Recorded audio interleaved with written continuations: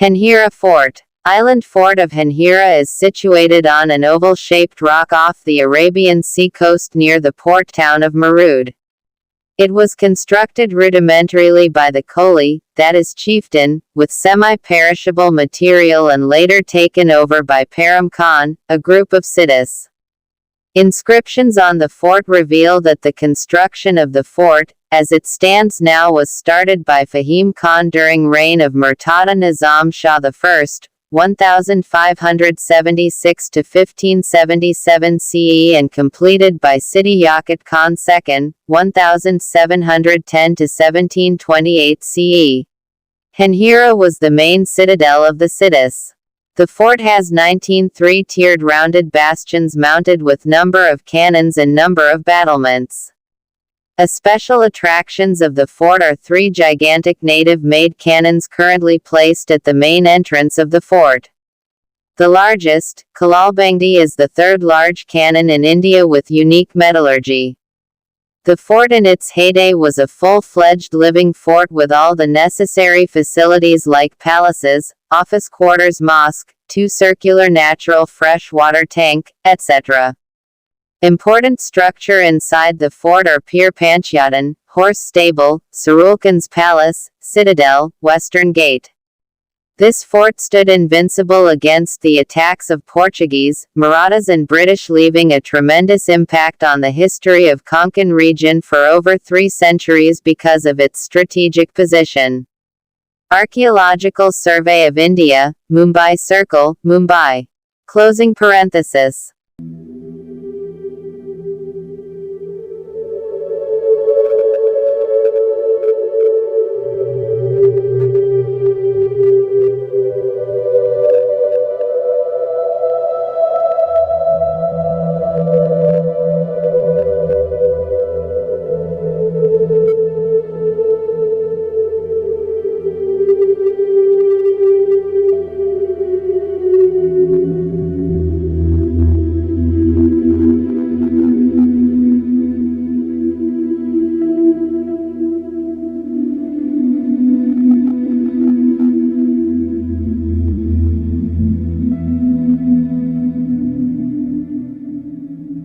The Sidis, Abyssinian Muslims or Habshi, Wazirs, later Nawabs by British Raj of Janjira, were African Muslims who ruled the island of Janjira in India. The Sidis arrived in India as traders, slaves, and settlers along the Malabar coast, became a naval power with their main base at Janjira, and built the sea fort of Janjira. The fort remained unconquered for 500 years. The Sidi rulers, who were of African descent, played a significant role in the history of the fort and the surrounding region.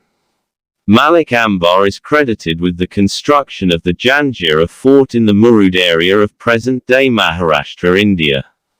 After its construction in 1567, the fort was key to the Sidis, withstanding various invasion attempts by the Marathas, Mughals, and Portuguese to capture Janjira.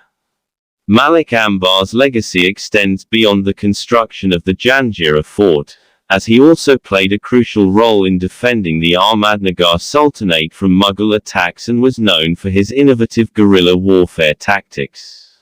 Notable Sidis. Sidi Jauhar Khan was the Nawab of Janjira from 1784 to 1789.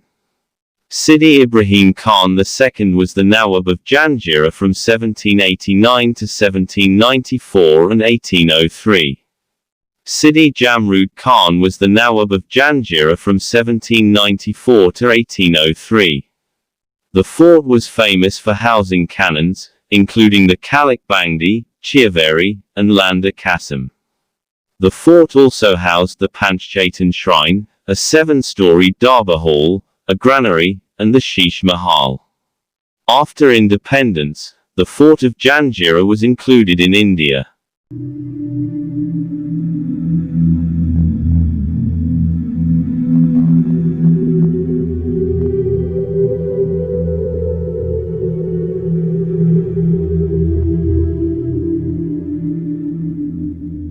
In early modern India, significant Muslim powers such as the Mughal Empire had paid less attention to building the naval arm of their military forces. This scenario changed, however, when the Portuguese arrived in India and started monopolizing and controlling trade on the western coast of the continent. Shivaji realized the importance of a strong navy and commissioned the building of the first Maratha naval vessel in a creek near Kalyan around 1654.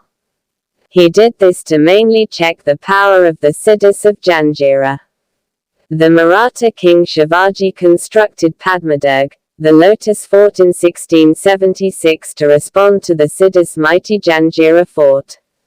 Its strategic location on a rock in the Arabian Sea helped control naval activity and challenge Janjira's dominance. Though never conquered, Padmadurg witnessed heroic attempts by Maratha warriors like Mauropant to capture Janjira. Today, it is a testament to Shivaji's naval ambitions and the fierce battles fought for maritime control. Padmadurg is also known as Kasa Fort. More or less 10 km another island near the Janjira. The fort was not only a part of Sindhudurg's defences but was also Chhatrapati Shivaji Maharaja's main ship construction yard.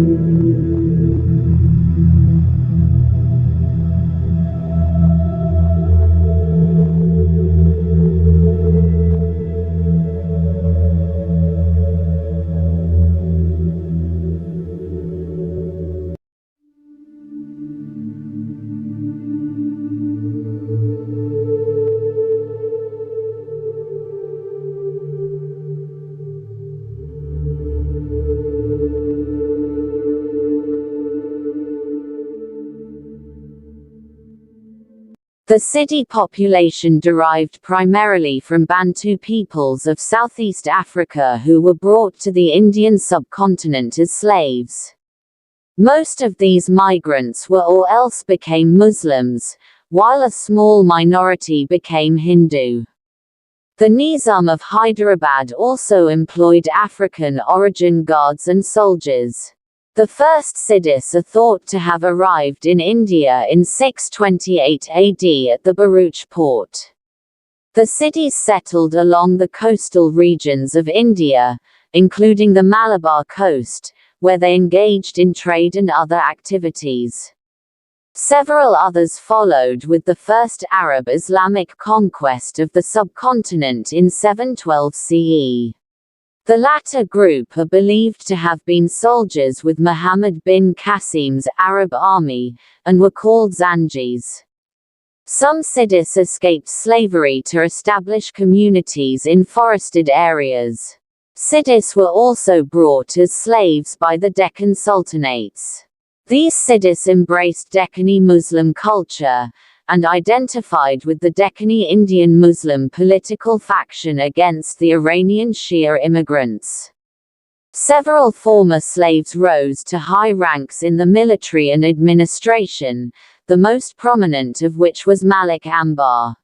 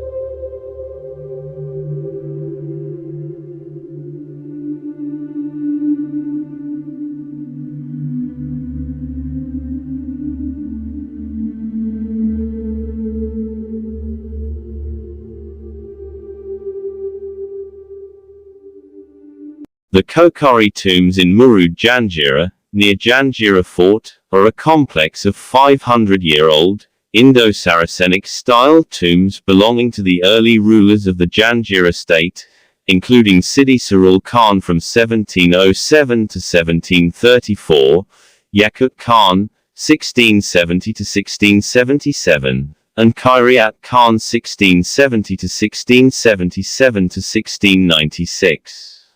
The tombs were kept in repair by the Nawab. Indo-Saracenic architecture, also known as Indo-Gothic, Mughal Gothic, Neo-Mughal, was a revivalist architectural style mostly used by British architects in India in the later 19th century, especially in public and government buildings in the British Raj, and the palaces of rulers of the princely states.